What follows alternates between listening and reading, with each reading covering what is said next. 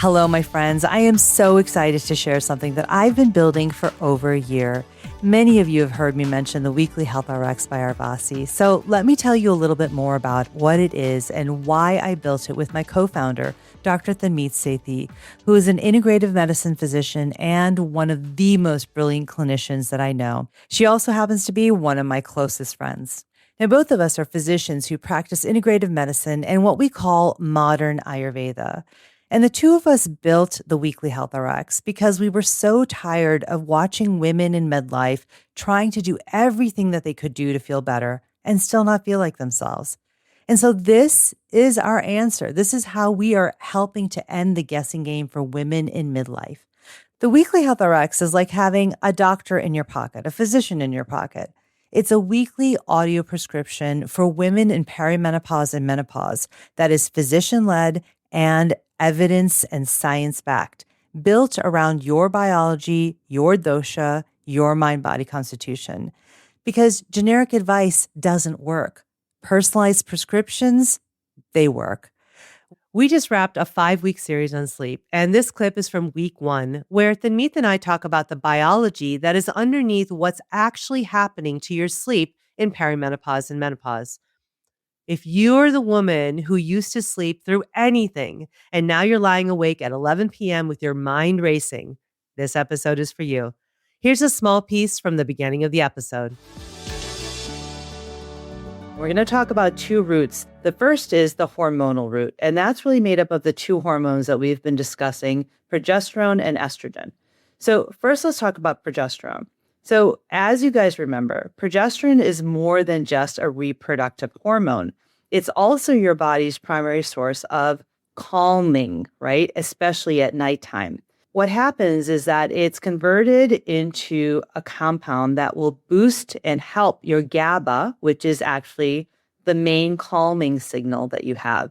And GABA is what helps to slow your mind down and to relax you. It actually lets you sleep better. But in perimenopause, progesterone is kind of fluctuating and then it kind of goes down, right? It declines. And when progesterone drops, your calming also drops with it. And that means you have a very busy mind at bedtime, or you have a very busy mind in the middle of the night at 3 o'clock, right? And studies have really shown this, that the progesterone and GABA pathway is one of the reasons that perimenopausal women have this busy mind when they're trying to go to sleep.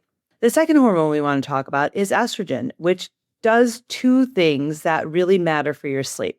First, estrogen helps to regulate your body temperature. And as estrogen fluctuates, right, your brain's thermostat will start to lose its sort of calibration. And that's where those hot flashes and night sweats come from. I'm sure that that's what was happening for me.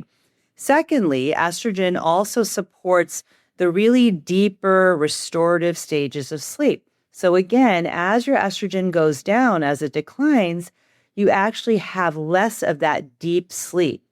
The time in deep sleep gets shorter, even on nights when your total sleep time looks okay.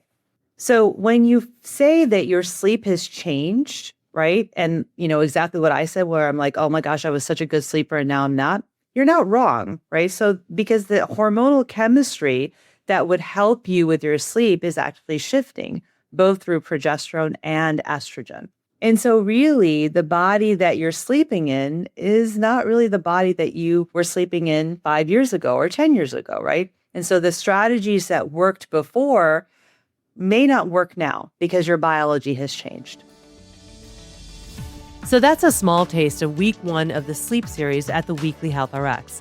In the rest of the episode, we talk about the second root that's underneath perimenopausal sleep. And we introduce something we call your sleep break point, the specific moment in the night when your sleep falls apart. For some of you, it's when you start sleeping. For others, it's in the middle of the night. For some, it's in the morning when you should be waking up.